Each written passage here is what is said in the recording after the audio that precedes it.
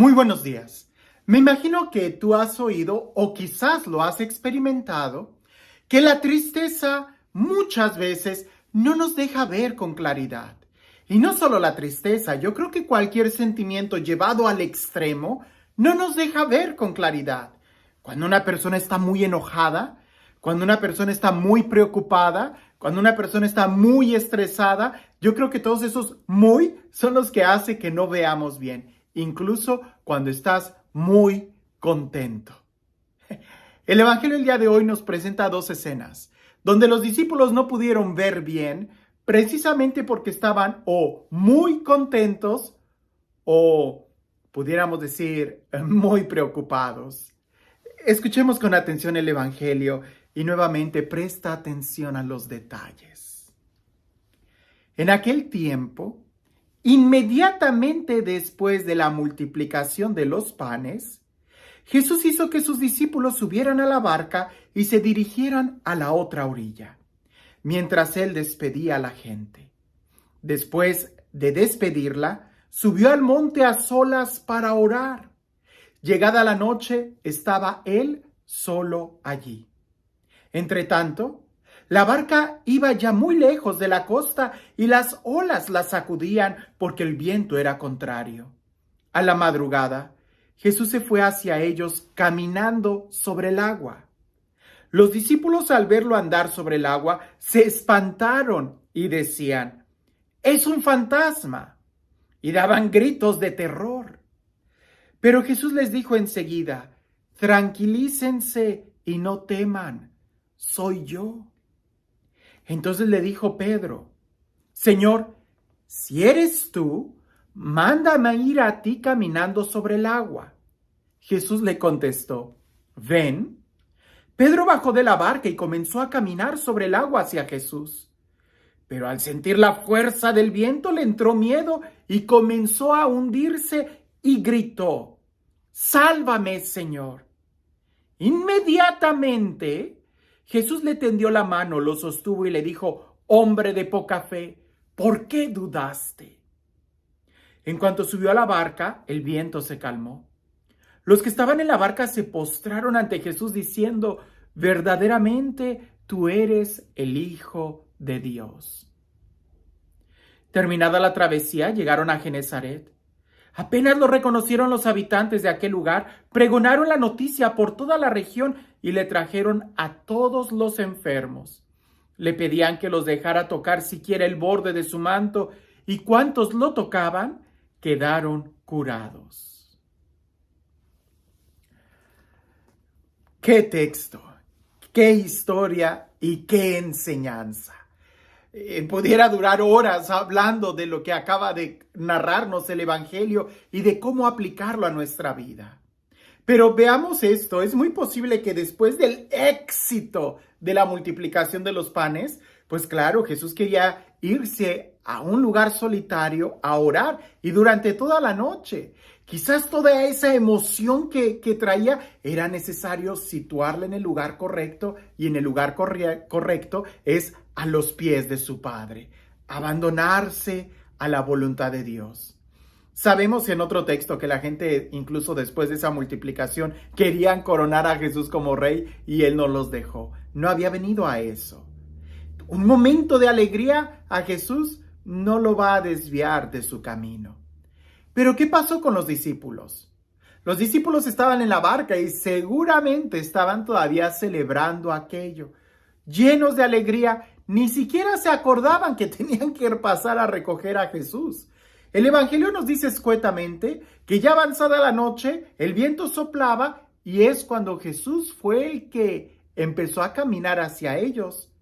Ellos a lo mejor estarían bien contentos que ni cuenta se habían dado que ya Jesús se les había quedado allá atrás, que no habían ido a recogerlo. No lo sabemos, pero el caso es que cuando una persona está también muy contenta, no logra ver con claridad.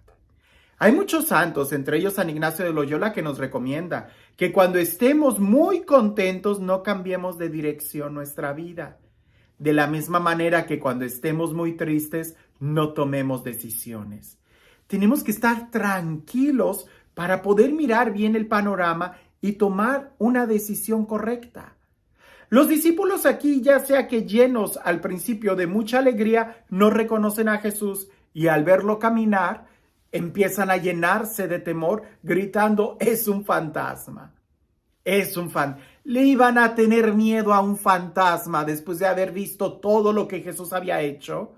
Después de haber expulsado ellos demonios en las misiones que habían ido, le iban a tener miedo a un fantasma.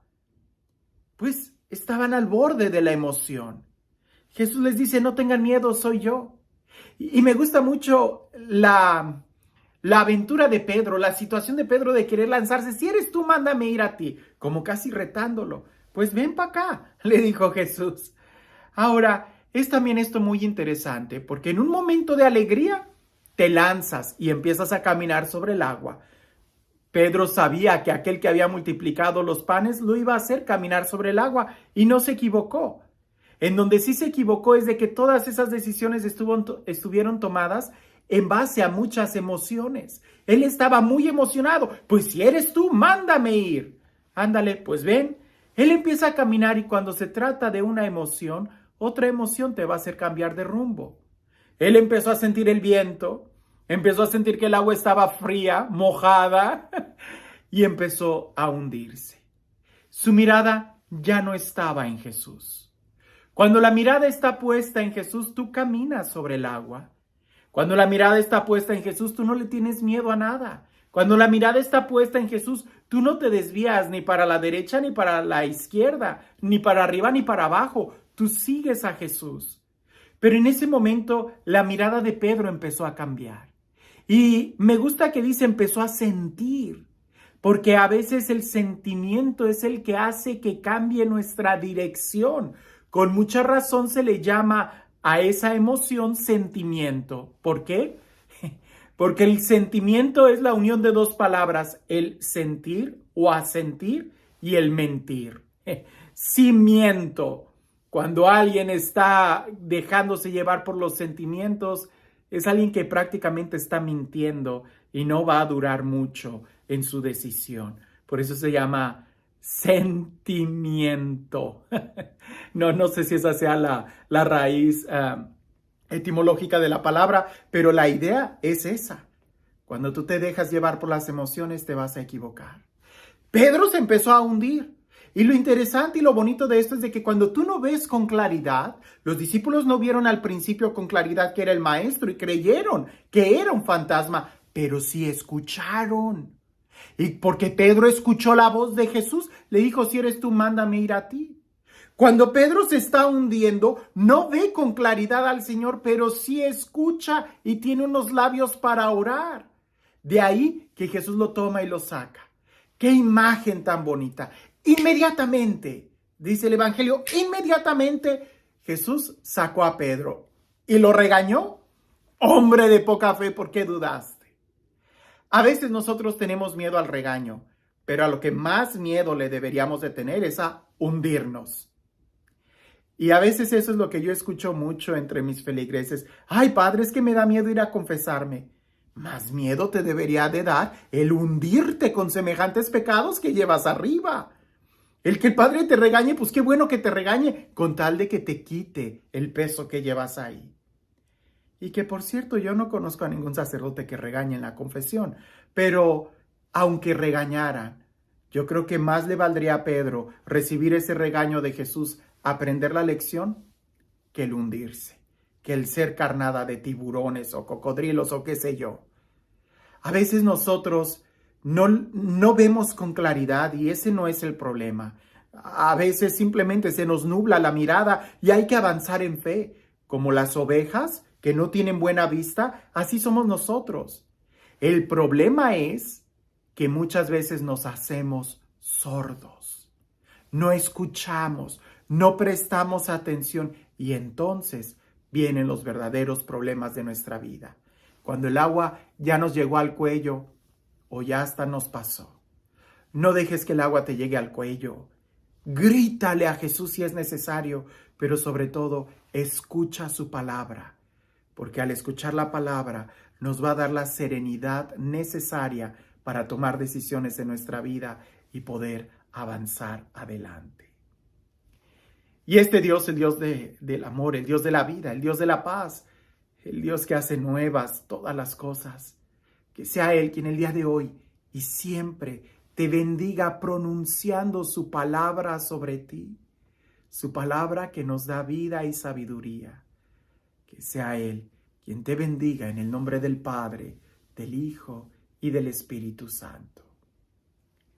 La importancia de escuchar bien.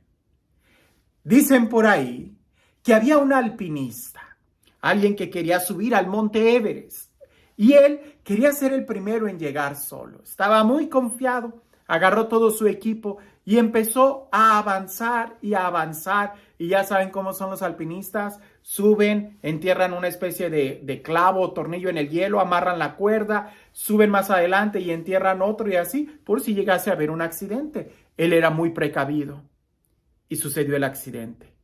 En una noche vino una tormenta de nieve muy fuerte que le impedía ver, y era tan fuerte que incluso lo golpeó y empezó él a caer, y algunos de los clavos que estaba ahí se empezaban a zafar, hasta que él quedó colgando como un péndulo.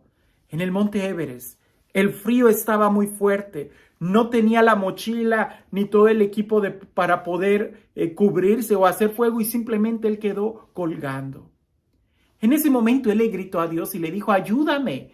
Él no veía, era de noche y la tormenta de nieve seguía azotando. Pero la voz de Dios se dejó escuchar y le dijo: suéltate. Aquel hombre no creía y decía: no, si me suelto me voy a morir. Si Dios dice algo, más vale confiar en Él. Aquel hombre siguió aferrándose a esa cuerda y prefirió no escuchar la voz de Dios. ¿Qué sucedió?